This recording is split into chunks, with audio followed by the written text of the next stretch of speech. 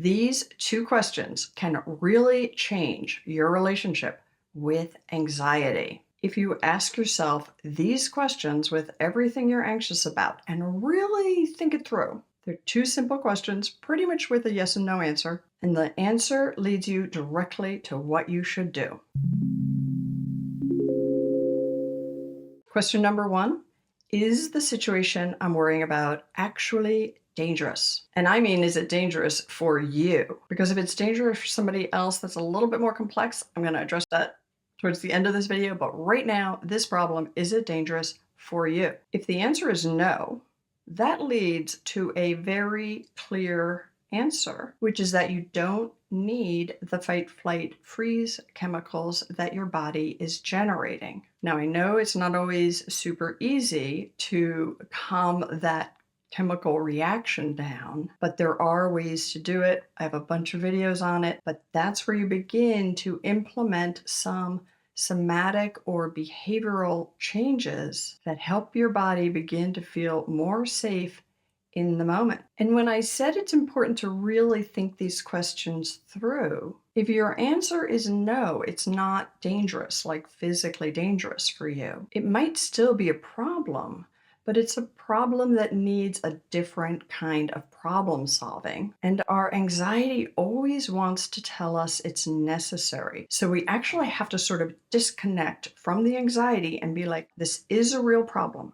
Not denying it's a real problem, but it's not one that requires anxiety. It's one that requires attention, maybe some time, maybe some investigation, maybe some feedback from others or counseling. It is a problem, but it doesn't require the fight, flight, freeze, then it doesn't require being anxious. Okay, so if the question is, yes, this is dangerous, then my question to you is it dangerous right now to you in this moment? And if the answer is yes, you should not be watching this video.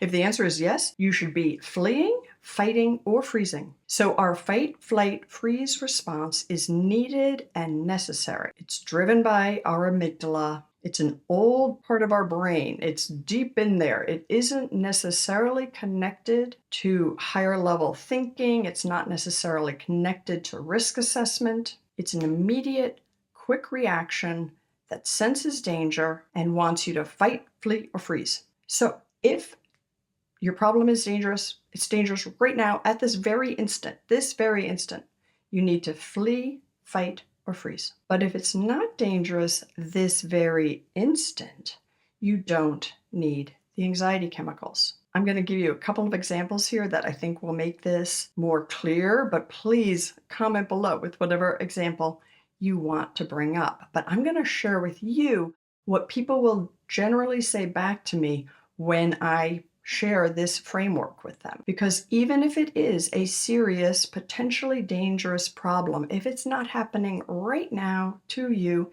in this moment, it again requires longer-term thinking, risk assessment, planning. All of those utilize completely different areas of the brain. And when our amygdala is firing, warning, warning, danger, danger, danger, it's taking all of our energy. It co-opts the entire brain. And it does actually co-opt it. It will co-opt your frontal lobe and your thinking so that your thoughts will spin with that anxiety. But it's the amygdala, the fight, flight, freeze response that's in control, and it's not what you need. Again, how do you calm that down? The physiologically calming techniques I find are usually some of the most helpful. But the other thing these questions go to is really tied to this thought that we need our anxiety. And I'm going to give you some examples here. So I have a webinar, and you might like it, called Rewire Your Brain for Joy and Confidence. And in it, I talk about some of the innate qualities of the human brain, our negativity bias, our survival focus.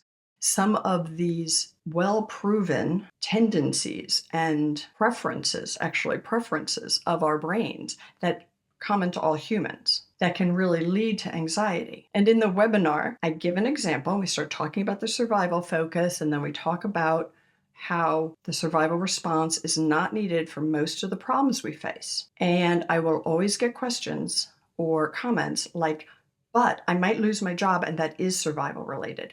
But I have a chronic health problem and there's nothing I can do about it, so don't I have to worry? And it also could be, I have a life-threatening disease. So yeah, it's dangerous. Or I have a loved one who's doing really dangerous behaviors and I can't do anything about it. So don't those justify my anxiety? So I'm going to go through those 4 situations. And yes, most people facing any one of those 4 situations would feel anxiety. And a certain amount of anxiety, a certain amount of stress that gets us to focus on the problem, maybe it's okay.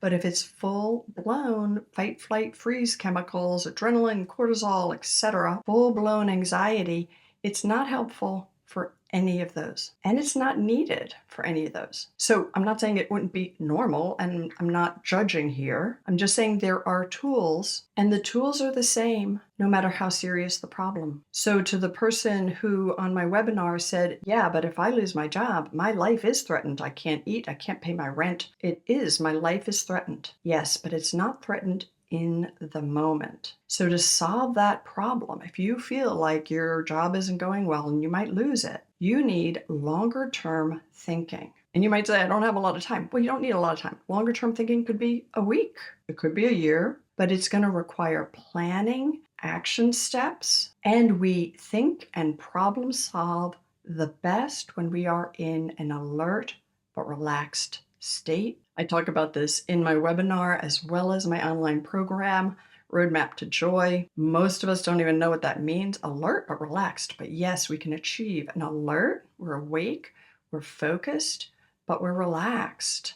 And that's where we can problem solve. So the problem number 2 I mentioned, chronic disease, that's very, very difficult. It's a very, very difficult situation. But again, the fight, flight, freeze, anxiety chemicals are not going to help. You might need to stay somewhat vigilant about whatever helps the chronic disease not get worse, or whatever helps you feel better in the moment. You might need to pay more attention to your sleep schedule, or what you're eating, or the exercise, or rest, or whatever it might be. You might need to see doctors. There's a lot of steps you probably have to do, but none of them require the fight, flight, freeze. And then the people who have life-threatening illnesses, yeah, that's really hard. It makes me feel terrible. I totally understand why you worry, but there's something called productive worry and then unproductive worry.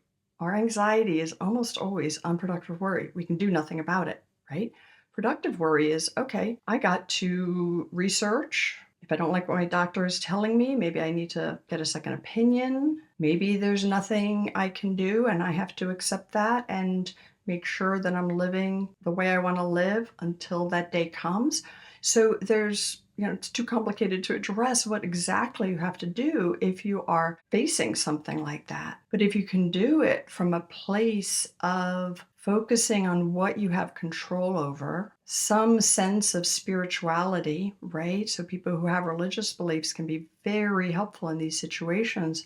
But even if you don't have a specific religious belief, like this is the human plight, right? So some sense of spirituality, some sense of why this happens to all of us, connection to our loved ones, a focus on how do I want to be living. In fact, I think about this for myself. I don't have a life-threatening disease, but with aging, I think about how do I want to live every day? And you can think about that without feeling anxious about it. And then the 4th situation, someone you love engaged in dangerous behaviors, you can't do anything about it.